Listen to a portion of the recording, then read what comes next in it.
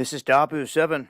We now have power grid operators across the country warning of potential rolling blackouts here throughout the summer as things start to heat up and there's a higher cooling demand.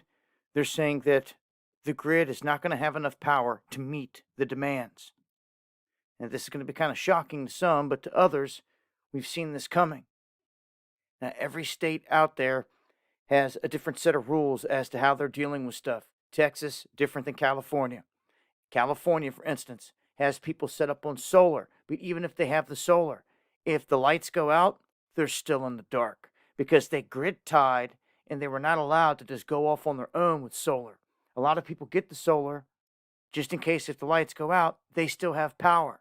But if you're in a place like California, it's going to force you to grid tie. That's not going to be possible. You're still going to get left in the dark. So things to think about when it comes down to the state and state laws right out the gate. Now, beyond that, we have the water issue out west, which if Lake Mead continues down the path that it's going, not only is there going to be no water for millions of people, but that creates electricity at that dam as well. There's going to be no power. Look at Texas. Texas has already been dealing with multiple issues. Its grid got hit with an ice storm, and then the last heat wave, it's seen problems as well. They're now saying across the board for every state, expect this to be the case, with rolling blackouts being the norm. And this is crazy because they go beyond this, not just to say that this is going to be the norm, but they say that there's going to be supply gaps that could leave millions of people without power during peak hours.